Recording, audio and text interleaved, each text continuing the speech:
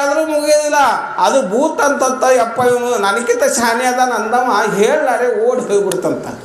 ಹಾಗೆ ನಮ್ಮ ಮನಸ್ಸು ಕೂಡ ಎಲ್ಲ ಕಡೆಗೆ ಹೋಗೋದೇ ಮಾಡ್ತದ. ನಾವು ಒಂದು ಕಂಬ ಹುಗಿಬೇಕು, ಗುರುವಿನ ಬತ್ತಲ್ಲಿ ಬರೋದು ಒಂದು ಕಂಬ ಹುಗಿಬೇಕು, ಮನೆ ಎಲ್ಲ ಕೆಲಸ ಮುಗಿಸ್ಕೊಂಡು ಮಠಕ್ಕೆ ಹೋಗು, ಮಠಕ್ಕೆ ಹಚ್ಬೇಕು ಆ ಮನಸ್ಸಿಗೆ, ಅಥವಾ ಶಿವಾಯ ಮಂತ್ರ ಅನ್ನು ಅಂತ ಮನಸ್ಸಿಗೆ ಭೂತಿದ್ದಂಗಿದು ಮನಸ್ಸು. ನಿಮ್ಮ ನೆನವು ತುಂಬಿ ಅಂದ್ರೆ ಪರಮಾತ್ಮನ ನೆನಸು ಆ ಭೂತಿಗೆ ಹಚ್ಚಬೇಕು. ಮನ ಅನ್ನೋದೇ ಒಂದು ಭೂತ, ದೊಡ್ಡ ಭೂತ ಅದು. ಅದನ್ನು ಬಸವಣ್ಣನವರು ಭ್ರಮರಕ್ಕೆ ಹೋಲಿಕೆಯನ್ನು ಮಾಡಿದ್ದಾರೆ. ಭ್ರಮರ ಹೆಂಗೆ ತನ್ನನ್ನು ಅಲ್ಲದಂಥ ವಸ್ತುವನ್ನು ಕೂಡ ತನ್ನಂಗೆ ಮಾಡಿಕೊಳ್ಳುವಂಥ ಶಕ್ತಿ ಭ್ರಮರಕ್ಕದಲ್ಲ, ಹಾಗೆ ಮಹಾತ್ಮರ ವಚನದಲ್ಲಿದೆ. ಮಹಾತ್ಮರಕ್ಕೂ ಹೊಂದುವುದರಿಂದದ. ಅದಕ್ಕೆ ಕೂಡ ಸಂಗಮ ದೇವ ನಿನ್ನ ಕಮಲದೊಳ ಆನು ತುಂಬಿ, ನಿನ್ನ ಕಮಲದೊಳಗೆ ನಾವೊಂದು ಭ್ರಮರ ಇದ್ದಂಗ ಅದಕ್ಕೆ ನಿನ್ನ ಸದಾವ ಕಾಲದಲ್ಲಿ ನಿನ್ನ ಧ್ಯಾನವನ್ನು ನಾ ಮಾಡ್ತೀನಿ ಅಂತ ವಚನದಲ್ಲಿ ವ್ಯಕ್ತವನ್ನು ಪಡಿಸಿದ್ದಾರೆ. ಅದಕ್ಕೆ ನಮ್ಮ ಮನಸ್ಸನ್ನು ನಾವು ಹತೋಟಿಯಲ್ಲಿ ಇಟ್ಕೊಳ್ಳೋದು ಭಾಳ ಕಠಿಣದ. ನಾವಿಲ್ಲಿ ಕೂತಿರ್ತೇವೆ, ಎಲ್ಲೋ ಹೊಕ್ಕಿರ್ತದೆ, ಭಾಳ ವಿಚಿತ್ರದ. ಅದಕ್ಕೆ ಅದನ್ನು ಪರಮಾತ್ಮನ ಕಡೆಗೆ ಸರ್ವೋತ್ತಮವಾದಂಥ ಆ ಅಭಿವೃದ್ಧಿಯ ಕಡೆಗೆ ಮನಸ್ಸನ್ನು ಹರಿಸಿಕೊಡಬೇಕಾಗ್ತದೆ. ಆ ಮನಸ್ಸು ಭಾಳ ಕೆಟ್ಟ, ಇಲ್ಲದಂದ್ರೆ ಅಲ್ಲದಂದ್ರೆ ಇಲ್ಲಿ. ಅದಕ್ಕೆ ಚಿಂತನೆ ಹಚ್ಚ್ರಿ. ಯಾರು ತಮ್ಮ ವೈಯಕ್ತಿಕವಾದಂಥ ಕೆಲಸಗಳನ್ನು ಮುಗಿಸಿ ಗುರು ಕೊಟ್ಟ ಮಂತ್ರವನ್ನು ಸದಾವ ಕಾಲದಲ್ಲಿ ಆ ಮನಸ್ಸಿಗೆ ಹಚ್ಚಿದರೆ ನಿಮ್ಮ ಹತೋಟಿಗೆ ಬರ್ತದೆ. ಅದನ್ನು ಹರಿಬಿಟ್ರೆ ಎಲ್ಲ ಕಡೆ ಹೋಗಿ ದುಃಖವನ್ನು ಕೊಡ್ತದೆ. ಪ್ರತಿಯೊಂದು ದುಃಖ ಆಗೋದು ಮನ ಏವ ಮನುಷ್ಯ ನಮ್ಮ ಕಾರಣ ಬಂದ ಮೋಕ್ಷವು. ಮನಸ್ಸು ಇರುವುದರಿಂದಲೇ ಮನುಷ್ಯ ಅಂತ ಕರೆದಾರ. ಅದು ಹೊರಗೆ ಹೋಯ್ತು ಅಂದ್ರೆ ಬಂಧನಾಕ್ಕದ, ಒಳಗಿತ್ತು ಅಂದ್ರೆ ಮುಕ್ತಿ ಅಕ್ಕದನ್ನುವಂಥ ಮಾತನ್ನು ಹೇಳಿದ್ದಾರೆ. ಅದಕ್ಕೆ ಹತೋಟಿಯಲ್ಲಿ ಇಟ್ಕೋಬೇಕು. ಈಗ ಒಬ್ಬ ಅಜ್ಜಿದ್ನಂತ ಅಜ್ಜ ಭಾಳ ಒಂದು 40, 50, 60 ವರ್ಷ ಆಗಿತ್ತು. ಅವಾಗೇನು ಅಂತ ಕೇಳಿದ್ರೆ ಒಬ್ಬನೇ ಮಗ ಇದ್ದ. ಸೊಸಿ ಮನ್ಯಾಗ ಭಾಳ ಒಳ್ಳೆ ಇಕ್ಕಿದ್ಲು. ಅವಾಗೇನಾಯಿತು ಅಂತ ಕೇಳಿದ್ರೆ ಸೊಸಿ ಮನೆಯಾಗೆ ಇದ್ದಾಳೆ. ಮಾವ ಜಳಕ ಮಾಡಿ ಬೆಳಗ್ಗೆ ಎದ್ದು ಆ ಸೊಸಿ ಏನು ಮಾಡ್ಯಾಳ ಅಂದ್ರೆ, ಮಾವ ನಾ ಜಳಕ ಆಯ್ತವ ತಂಗಿ, ನಾ ಇನ್ನು ಪೂಜೆ ಮಾಡ್ಕೋತೀನಿ ಅಂತ ಹೇಳಿ ದೇವ್ರ ಕೋಲ್ಯಾಗ ಸೊಸಿ ಆ ಹೂವು ನೀರ ಪತ್ರಿ ಎಲ್ಲ ಇಟ್ಟು ಉದಿನ ಕಡ್ಡಿ ಇಟ್ಟು ಮಾವನ ಪೂಜೆ ಮಾಡೋಕ್ಕೆ ಒಳಗೆ ಕುಂಡ್ರಿಸಿ ತಾನು ಹೊರಗೆ ಕೆಲಸ ಮಾಡೋಕ್ಕೆ ಬಂದಾಳ. ಅವಾಗ ಒಬ್ಬ ಕಲ್ಲಪ್ಪನವ ಆ ಅಕ್ಕಾರ ಸಾವ್ಕಾರ ಅದಾನನ್ರಿ ಅದು. ಆವಾಗ ಆಕೆ ಹೇಳಿದ್ಲಂತ, ಸಾವ್ಕಾರ ಇಲ್ಲಪ್ಪ ಅಂತ. ಅಷ್ಟೇ ಸುಮ್ಮ ಹೋಗ್ಬೇಕಾ, ಸಾವ್ಕಾರ ಇಲ್ಲಪ್ಪ ಅಂದ್ರೆ ಅವ ಕೇಳಿಲ್ಲ, ಎಲ್ಲಿಗಾರೆ ಹೋಗ್ಯಾನ್ರಿ ಅಕ್ಕಾರ ಅನ್ನ. ಆವಾಗ ಆಕೆ ಹೇಳಿದ್ಲಂತ, ಸಾವ್ಕಾರ ಸಮಗಾರ ಮನೆ ಕಡೆ ಹೋಗ್ಯಾನ್ರಿ.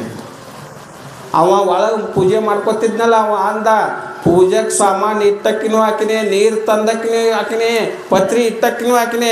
ಏನು ಸೊಸಿ ಬೆರಿಕದಾಳಿಕಿ ತನಗೆ ಗೊತ್ತಿದ್ರು ನನ್ನ ಸಮಗಾರ ಮನೆ ಕಡೆ ಹೋಗ್ಯಾನ ಅಂತ ಹೇಳ್ತಾಳಲ್ಲ, ಎಷ್ಟು ಕೆಟ್ಟದಾಳ ಅಂದ. ಆಜ್ ಬಡ ಪೂಜೆ ಮಾಡ್ಕೊಂಡು ಗಂಟು ಕಟ್ಕೊಂಡು ನಿಂಗ ಹಾಕ್ಕೊಂಡು ಹೊರಗೆ ಬಂದ. ಏನು ತಂಗಿ ಏನೋ ಅಂದಿರಲ್ಲ, ಯಾರ ಬಂದಿದ್ದ ಅಂತ ಕೇಳಿದ್ಲು. ಅವಾಗ ಆಕೆ ಹೇಳ್ತಾಳ, ಮಾವ ನಾ ಏನು ಅಂದಿಲ್ಲ, ಏನಾಯ್ತು ರೀ ಅನ್ನು. ಅಲ್ವಾ ನಾ ಇಲ್ಲೇ ಒಳಗೆ ಕುಂತೀನಿ, ನೀನೇ ಕುಂಡ್ರಿಸಿ ಪೂಜೆಗೆ ಸಾಮಾನು ಇಟ್ಟು ಮತ್ತೆ ಎಲ್ಲೇ ಹೋಗಿನಿ ಅಂತ ಹೇಳಿದೆಲ್ಲ ಅಂತ ಸುಶೀಲ್ ಕೇಳ್ತಾನೆ ಮಾವ. ಅವಾಗ ಮಾವ ಖರೆ ನಿಮ್ಮ ಮನಸ್ಸೆಲ್ಲಿತ್ತು ಹೇಳ್ರಿ ಅಂದ್ಲಾಕಿ. ಅವ ಒಂದು 5-6 ತಿಂಗಳಾಗಿತ್ತು ಚಪ್ಪಲ್ ಮಾಡ್ಲಾಕ. ಒಳ್ಳೆ ಉಂಟು ಚಪ್ಪಲ್ ಅವಾಗ ಮಾಡ್ತಿದ್ವಿ ನಾವು, ಚರ್ಕ್ ಅಡ್ಡಾಡ್ತಿದ್ರಲ್ಲ ಅಂಥವು ಮಾಡಿಸ್ಲಾಕ 2 ತಿಂಗಳಾಗಿತ್ತು. 2 ದಿನದಾಗ ಊರಿಗೆ ಹೋಗೋದಿತ್ತು. ಯಾವಾಗ ಕೊಟ್ಟಾನೋ ಯಾವಾಗ ಬಿಟ್ಟಾನೋ, ಯಾವಾಗ ಕೊಟ್ಟಾನೋ ಅಂತ ಅವ್ನ ಮನಸ್ಸಿನ ಪೂಜೆ ಮಾವ ಕರೆ ಹೇಳ್ರಿ ಅಂದ್ಲಂತ. ಅವಾಗ ಹೌದವ ತಂಗಿ, ನನ್ನ ಮನಸ್ಸೆಲ್ಲ ಅಲ್ಲೇ ಹೋಗಿತ್ತು ಅಂತ. ಮನಸ್ಸು ಇಲ್ಲಿರ್ತದೆ ಅಂದ್ರೆ ಅಲ್ಲಿರ್ತದೆ ಅಂದ್ರೆ ಇಲ್ಲಿರ್ತದೆ. ಅದಕ್ಕೆ ನಮ್ಮ ಮನಸ್ಸನ್ನು ನಾವು ಪರಮಾತ್ಮನ ಕಡೆಗೆ, ಗುರುವಿನ ಕಡೆಗೆ ಸದಾವ ಕಾಲ ಕೊಡೋಣ. ಈ ಮಳೆ ಎತ್ತಾದರೂ ಕೂಡ ನೀವೆಲ್ಲರೂ ಸಿಸ್ಟಮ್ ಕುಂತೀರಿ ಅಂದ್ರೆ ನೀವೆಲ್ಲರೂ ಭಾಳ ಗಟ್ಟಿನೇ ಇದ್ದೀರಿ. ಯಾಕಂತ ಕೇಳಿದ್ರೆ ಗಟ್ಟಿದ್ದವ್ಗೆ ದೇವ್ರು ಭೇಟಿಯಾಕಾನ. ಅದ್ರ ಇದ್ದವ್ರು ಮನ್ಯಾಗ ಹೋಗಿ ಮುಕ್ಕೊಳ್ಳೋರು ಶಕ್ತಿವಂತನೇ ಮುಕ್ತ. ಶಕ್ತಿ ಇದ್ದವನೇ ಮುಕ್ತ. ಈ ಜಗತ್ತಿನಲ್ಲಿ ಅಶಕ್ತರಿಗೆ ಯಾವ ಕೆಲಸ ಆಗುವುದಿಲ್ಲ. ತಾವೆಲ್ಲರೂ ಅತ್ಯಂತ ಶ್ರದ್ಧಾನಂದ ಅಪ್ಪಾಜಿಯವರು, ಪೂರ್ಣಾನಂದ ಅಪ್ಪಾಜಿಯವರ ಶ್ರದ್ಧೆ ಇದ್ದವರು. ಪರೀಕ್ಷೆ ಮಾಡೋದು ಯಾವಾಗ ಅಂತ ಕೇಳಿದ್ರೆ ದುರ್ಭಿಕ್ಷ ಸಮಯ, ದುರ್ಭಿಕ್ಷ ಕಾಲ ಬಂದಾಗ ಭಕ್ತರನ್ನ ಪರೀಕ್ಷೆ ಮಾಡಿ. ಇಂಥ ಸಂದರ್ಭದಾಗ ಭಕ್ತರು ಏನಿತ್ತು ಮಳೆ ನಡೆದದ, ಏನು ಸ್ವಾಮಿಗಳು ಹಂಗೆ ಒದರ್ತಾ ಅಂತಾರ ಆಡ್ತಾರ, ಯಾಕೆ ಹೋಗೋದು ಬಿಡ ಅಲ್ಲಿಗೆ ಅಂತ ಹೇಳಿ ಮನ್ಯಾಗ ಕುಂತ್ರೆ ಮುಂದೆ ಒಂದು ವರ್ಷತನ ಇದು ಸಿಗೋದಿಲ್ಲ. ಊಟ ಸಿಗಬಹುದು, ಜಿಲೇಬಿ ಸಿಗಬಹುದು, ಏನೆಲ್ಲ ವಸ್ತುಗಳು ಸಿಗಬಹುದು, ಆದರೆ ಅಧ್ಯಾತ್ಮ ಸಿಗೋದು ಭಾಳ ಕಠಿಣದ.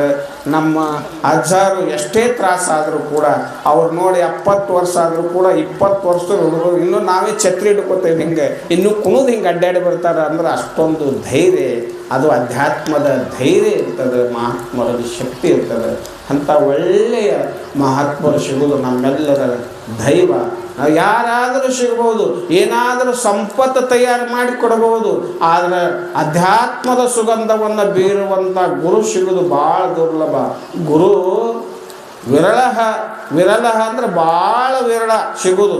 ಯಾರು ಅಂದ್ರೆ ಚಿತ್ತ ವಿತ್ತಾಪಹಾರಕ, ಚಿತ್ತನ್ನು ಸೆಳೆದುಕೊಳ್ಳುವಂಥ ಗುರುಗಳು ಸಿಗೋದು ಭಾಳ ಕಠಿಣ. ರೊಕ್ಕ ರೂಪಾಯಿ ಸೆಳೆದುಕೊಂಡು ಹೋಗಿ ಏನೆಲ್ಲ ಮಾಡೋರು ಸಿಗ್ತಾರೆ, ಆದರೆ ಚಿತ್ತನ್ನು ಎಳೆದುಕೊಳ್ಳುವಂಥ ಗುರುಗಳು ಅವರ ಅಧ್ಯಾತ್ಮದಲ್ಲಿ ಸಿಗ್ತಾರೆ. ಅದು ಶಿವಾನಂದ ಸಂಪ್ರದಾಯ ಇರ್ಬೋದು, ಸಿದ್ಧಾರ್ಥ ಸಂಪ್ರದಾಯ ಇರ್ಬೋದು. ಆದರೆ ಶಿಷ್ಯನ ಚಿತ್ತವನ್ನು ಹರಣ ಮಾಡುವಂಥ ಗುರುಗಳು ಅವರು ವಿಹಿತ ಗುರುಗಳು, ಒಳ್ಳೆಯ ಗುರುಗಳು, ಮಹಾತ್ಮರು, ಸಂತರು ಇರ್ತಾರೆ ಅಂತ ಹೇಳುತ್ತಾರೆ. ಇನ್ನೂ ಮಹಾತ್ಮರು ಪ್ರವಚನವನ್ನು ನಿಮ್ಮೆಲ್ಲರೂ ಕಲಿಸುತ್ತಾರೆ. ನಾವು ನಿಮ್ಮೆಲ್ಲರೂ ಕೇಳಿ ಧನ್ಯರಾಗೋಣ ಅಂತ ನಾನು